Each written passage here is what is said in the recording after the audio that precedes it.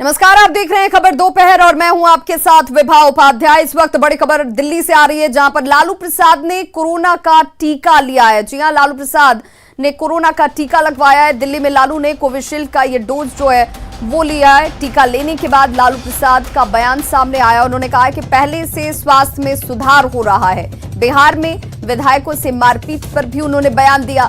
संसदीय लोकतंत्र में कभी ऐसा नहीं हुआ। जातीय जनगणना पर भी लालू प्रसाद ने अपनी बातों को रखा है, बयान दिया है, जिसमें उन्होंने कहा कि जातीय जनगणना होनी चाहिए। मुकेश सहनी से होने वाली मुलाकात पर भी लालू प्रसाद ने अपना स्टेटमेंट दिया, जिसमें उन्होंने कहा कि लोग मिलने के लिए आते रहते हैं, इसे दूसरी तरीके से देखने की जरूरत नहीं है। ममता बनर्जी को लेकर भी जब मीडिया ने उनसे जानने की कोशिश की तो लालू प्रसाद ने उस पर भी अपना बयान दिया। दीदी एकजुट कर रही हैं, हम सब साथ में हैं। तो देखिए ये तस्वीर जो इस वक्त आप देख रहे हैं, लालू प्रसाद ने कोरोना का टीका लगवाया। उस दौरान मीडिया कर्मियों की मौजूदगी, जब मीडिया कर्मियों ने उनसे जातीय जनगणना को लेकर सवाल पूछा तो लालू प्रसाद ने कहा कि जातीय जनगणना होनी चाहिए। मुकेश सहनी के साथ मुलाकात पर भी उन्होंने अपने बयान को रखा। आरजेडी सुप्रीमो लालू प्रसाद यादव गए थे आज पार्लियामेंट में, वहां पर वैक्सीन लेने के लिए बात करेंगे। तबीयत में सुधार हो रहा है, सुधार हो रहा है, काफ़ी सुधार हो रहा है, काफ़ी सुधार हो रहा है। और आशा करते हैं कि एक आध महीने के बाद पटना के लिए छुट्टी हो जाएगा। वैक्सीन लिए हैं सर आज? हाँ, वैक्सीन। कौन सा वैक्सीन? कोविशील्ड। कोविशील्ड। हाँ सर, लालू जी, जो वर्तमान देश का राजनीतिक हालात है, पेगासस का मुद्दा चल रहा है, कृषि कानून का, इस पे आप क्या कहना चाहेंगे? शरद पवार जी भी आपसे मुलाकात किए थे आपके घर? हाँ, आए थे, कल आए थे, राम गोपाल जी आए थे। मौजूदा देश का जो हालत है, आप तो उनसे ज़्यादा कोई नहीं जानता है। देश बहुत पीछे चला गया, हर क्षेत्र में देश पिछड़ता जा रहा है। मुश्किल से पटरी पर लाना पड़ेगा, न जाने की कितना वर्ष लगेंगे इसमें। सर, आप पटना जाएंगे, बिहार जाएंगे, कोई अभी प्लान ऐसा? नहीं, पटना रहेंगे, वहाँ अपना पार्टी है, ये है सब। सर, तेजस्वी यादव जब विधानसभा में बोलते हैं तो लोग सुनते हैं। कल जिस तरीके से उन्होंने कहा है कि विधायकों के लिए वो हमेशा खड़े रहने वाले हैं, विधायकों के साथ जो हुआ है उसको कभी वो आपके अंदाज में कल दिख रहे थे। अंदाज का मतलब है कि पूरा विधायकों को अंदर घुस के पुलिस अफसरों ने पीटा। ये कभी ऐसा नहीं हुआ था संसदीय लोकतंत्र में। तो वाजिब है तेजस्वी यादव ने जो कहा है, बात ठीक है।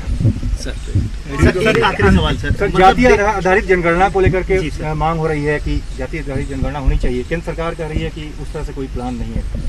नहीं, कोई कुछ बोलता रहता, कभी कुछ बोलता, फिर बदल जाते हैं।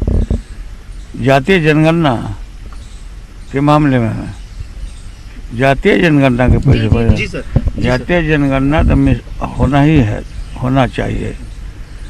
और लगातार हम लोग संघर्ष किए हैं और इसके लिए इधर उधर कोई कोताही नहीं करना चाहिए गवर्नमेंट को।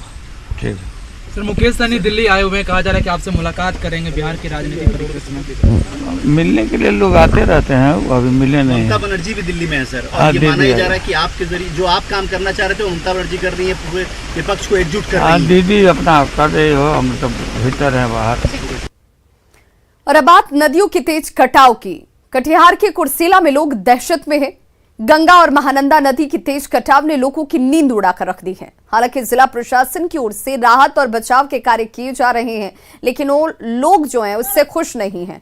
पत्थर टोला, बालू टोला, तीन घटिया जैसे करीब 8 से 10 गांव कटाव की जद में हैं, जिसकी तस्वीरें आप इस वक्त देख रहे हैं। और दहशत में जीना लोगों की इस वक्त मजबूरी बन गई है।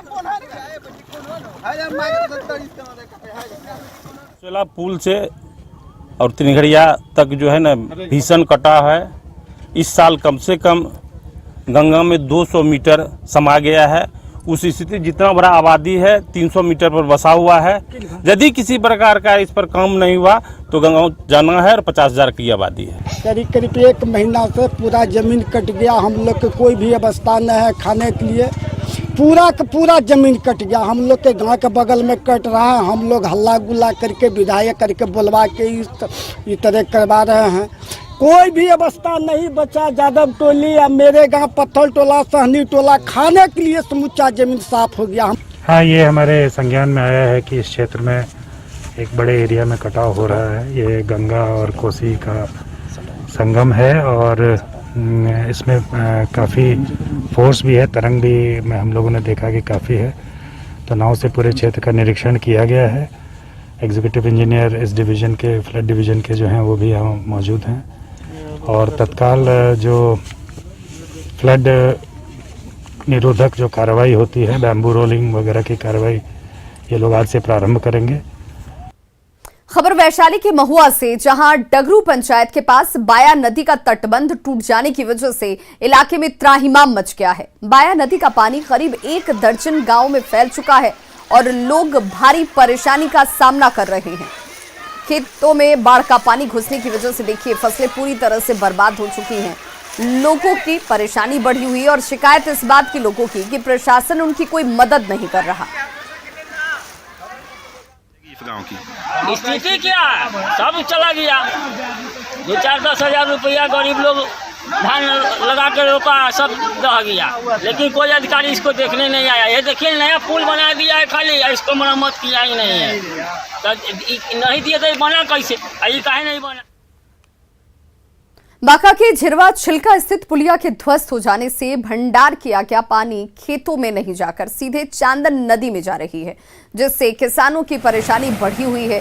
धान की खेती में इस पानी का इस्तेमाल किसान कर रहे थे, लेकिन पानी की बर्बादी से अब किसान मायूस हैं। अभी हम बांका प्रखंड के झिरवा ग्राम में हैं और मेरे सामने आप देख सकते हैं कि जमुआ जोर डांड पुल है। इस पुल के माध्यम से हजारों एकड़ खेत की पटवन होती है। आज के दिनों में किसानों को धान का रोपनी करना होता है, लेकिन इस पुल से निकलने वाला एक डांड है जो कि पूरी तरह से क्षतिग्रस्त हो गया है और उससे पानी निकलना बंद हो गया है, जिससे कि 4 गांव की खेती प्रभावित हो रही है। झिरवा, बेलाटिकर, बैसा और जितारपुर के खेतों तक पानी नहीं पहुंच रही है। लेकिन मुख्य पुल से जो पानी निकल के जा रहा है वो पानी सीधा चांदन नदी में जा रहा है, न कि खेत में जा रहा है। ऐसे में यहाँ के किसानों को काफ़ी परेशानी हो रही है और किसानों का कहना है कि इस पुल के छोटे डांड के ध्वस्त होने से हम लोगों का धान का रोपनी प्रभावित है। मेरे साथ कुछ किसान हैं, उनसे जानना चाहते हैं कि आखिर किस तरह की परेशानी आप फेस कर रहे हैं। आने जाने में दिक्कत है और रोपा नहीं हो सक पाएगा। क्या माने क्या परेशानी है? परेशानी पानी नहीं जाता है डांड में टूटने से। पानी नहीं जाएगा तो हम लोगों को कहाँ से होगा खेती? मैंने खेत तक पानी नहीं जाता? नहीं, अभी तो जोर में बहा रहा है। जोर का पानी कहाँ जाता है? अब वो जाता है चंदन नदी में। मैंने खेत तक नहीं? नहीं, खेत में नहीं जा रहा है। जो पुल टूट गया है न, एक भी बिहार में पानी नहीं जा रहा है। लगभग कम से कम 120 एकड़ से ज्यादा क्षतिग्रस्त हो रहा है। अच्छा, पानी वास्ते धान की रोपनी नहीं हो पा रहा है। अच्छा, तो जो भी धान रोपा गया है पानी नहीं जाएगा तो वो भी खेल खत्म हो जाएगा। Nagendra, news 18 network, Banka. पूर्णिया के बायसी अनुमंडल में नदियों का कटाव जारी है। बायसी के पहाड़िया गांव में परमान नदी के कटाव की वजह से कई एकड़ खेत कटकर नदी में विलीन हो गए। खेत कट जाने से लोग भूमिहीन हो गए हैं और रोजी रोटी के लिए दूसरे राज्यों में पलायन कर रहे हैं। लोगों की शिकायत है कि स्थानीय प्रशासन और जनप्रतिनिधि उनकी शिकायतों पर ध्यान नहीं देते। ये परवान नदी है और ये जो कटाव जो है बहुत पहले से हो रही है, लगभग आज 15-20 साल पहले से हो रही है। और तभी से हम लोग जो है मतलब यहाँ के प्रतिनिधि को हमेशा सचेत करने का काम किए हैं वक्त पे, लेकिन अब तक जो है हम लोग के यहाँ कुछ नहीं हुआ। नदी कटाव रोधक कोई कार्य ये नहीं हुआ है। इस नदी कटान में क्या क्या अब तक समा चुका है? देख ही रहे हैं कितनों में एकड़ जमीन मतलब जो है नदी में समा चुका है। किसान ऐसे ही मतलब लाचार है। यहाँ के मतलब गांव के जो किसान है पंजाब राजस्थान जाने के लिए मजबूर है। यूपी के सीमावर्ती इलाकों में हो रही बारिश से गढ़वा में तबाही हो रही है। कई जगहों पर सड़कें टूट चुकी हैं। सरईदाहा नदी पर ठेकेदार के द्वारा बनाया गया पुल निर्माण, और देखिए इस निर्माण के लिए लाखों रुपए का डायवर्जन जो है मूसलाधार बारिश में, इस वजह से ये डायवर्जन ध्वस्त हो चुका है।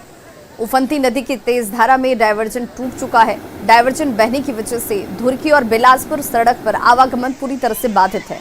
लोगों को आने जाने के लिए अब 20 किलोमीटर अधिक दूरी तय करनी पड़ रही है। वहीं दूसरी तरफ केतार और खंधौरंदी मुख्य सड़क स्थित बलीगढ़ गांव के पास ढाडरा नदी का जलस्तर बढ़ने से नदी पर बने पुल के ऊपर से अब ये पानी बह रहा है और लोगों की परेशानी बढ़ गई है।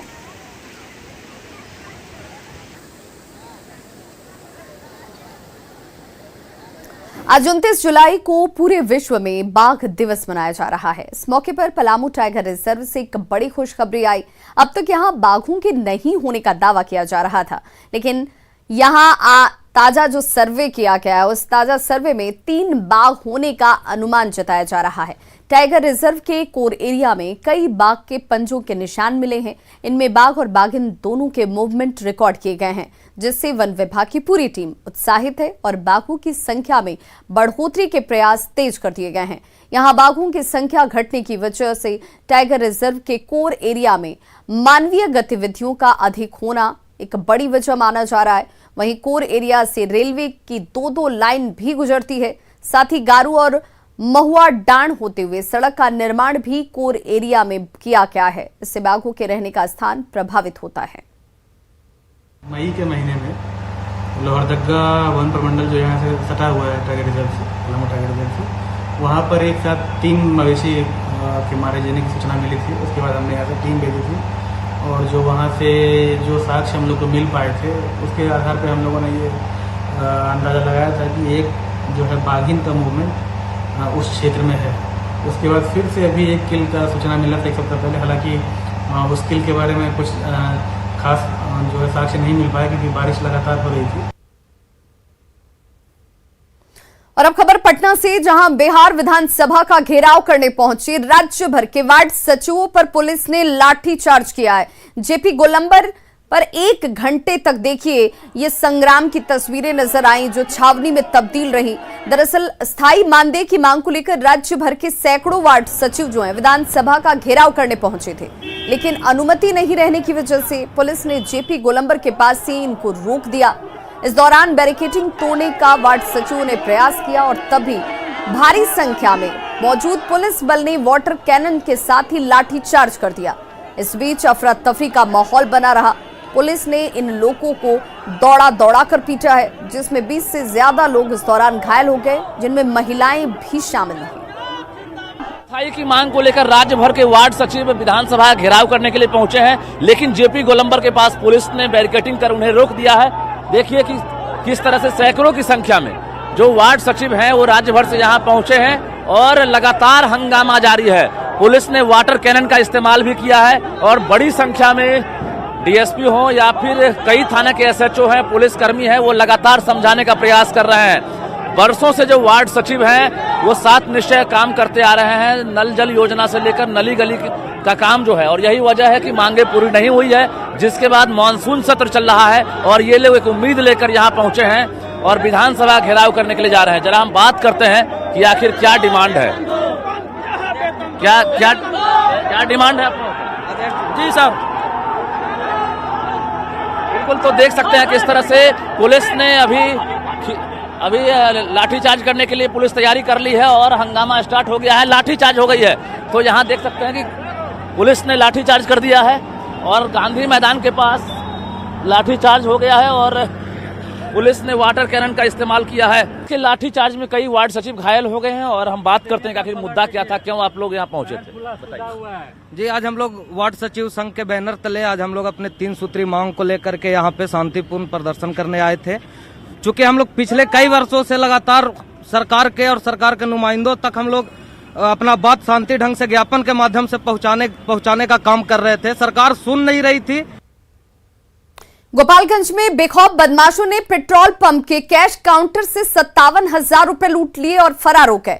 लूट की ये पूरी घटना सीसीटीवी कैमरे में जरूर रिकॉर्ड हो जाती है, जिसकी तस्वीरें इस वक्त आप देख पा रहे हैं। 4 की संख्या में ये लुटेरे थे जो यहां पेट्रोल पंप पर पहुंचे। 2 लुटेरों ने पेट्रोल पंप के कर्मचारी को हथियार का डर दिखाया, बंधक बनाया गया और फिर आराम से लूट की इस वारदात को अंजाम दिया जाता है। बताया जा रहा है कि अपराधियों की उम्र 20 से 22 साल के बीच थी। सुबह तकरीबन 4:45 बजे का वक्त था जब इस घटना को इन अपराधियों ने अंजाम दिया। पुलिस फिलहाल इन लुटेरों की तलाश में जुटी है।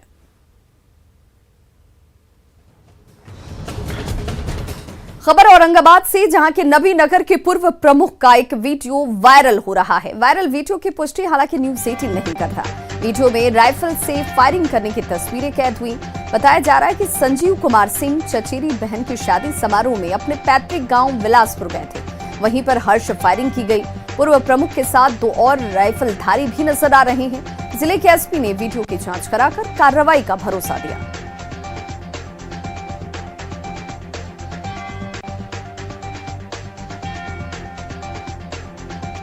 पटना नगर निगम ने कोरोना काल में बेहतर कार्य करने वाले कर्मचारियों को सम्मानित भी किया है, लेकिन नगर निगम कर्मचारियों के वेतन और स्थायीकरण की मांगों पर पूरी तरह से मौन साधे हुए हैं। कर्मचारियों ने मांगे नहीं माने जाने पर अनिश्चितकालीन हड़ताल की चेतावनी दी है।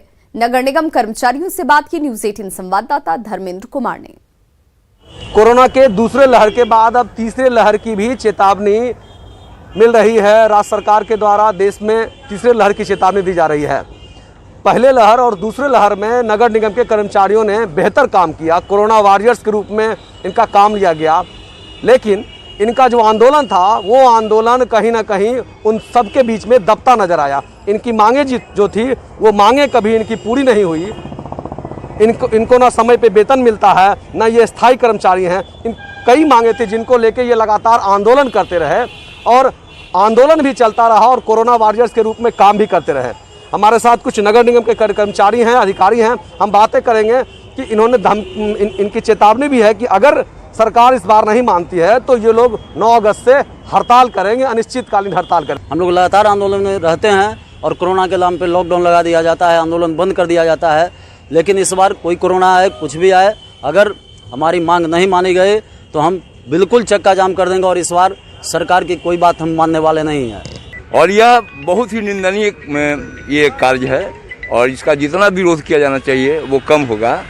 और हमारा तो कहना है कि इन लोगों को जितना सम्मान दिया जाए, ज़रूरत पड़े तो इन लोगों को एडवांस पेमेंट करना चाहिए, जो आज तीसरी लहर की बात की जा रही है, ताकि इनके अंदर और उत्साह बढ़े काम करने के प्रति।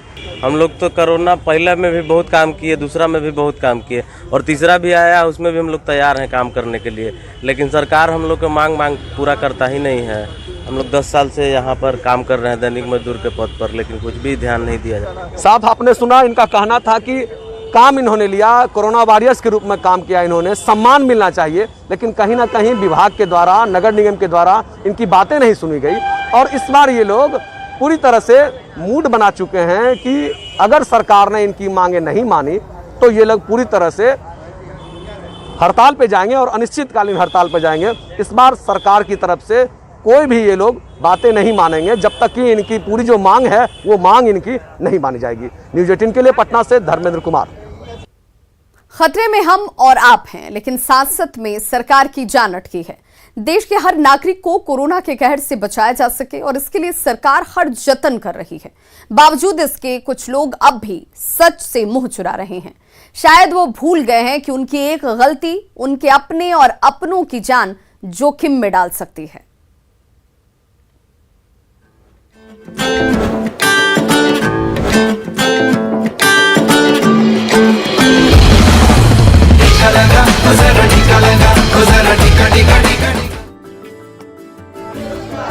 टेक्नोलॉजी भी कभी कभी इंसान के लिए जी का जंजाल बन जाती है।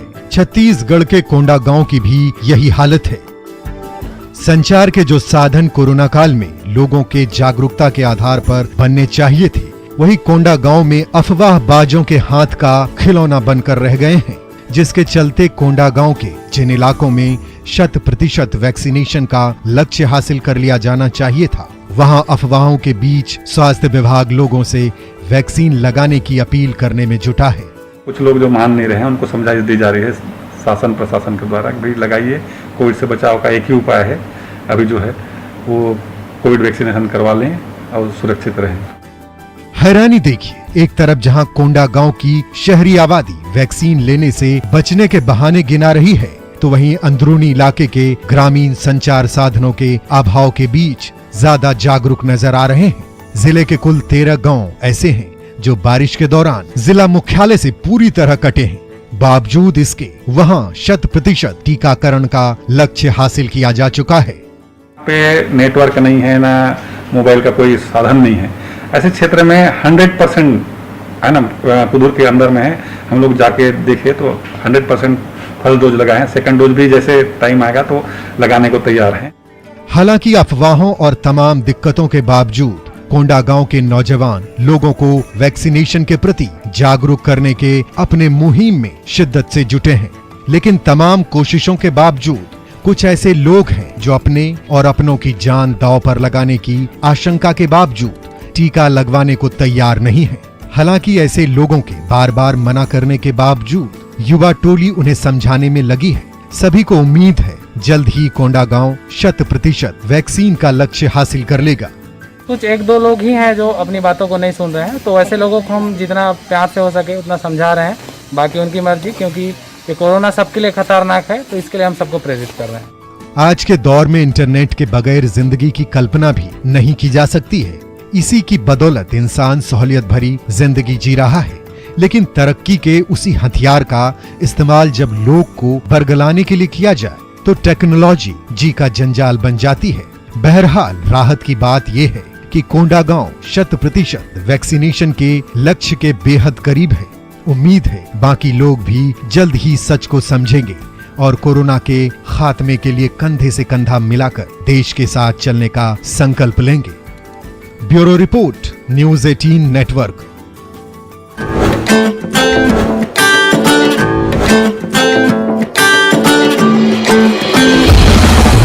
टीका लगा,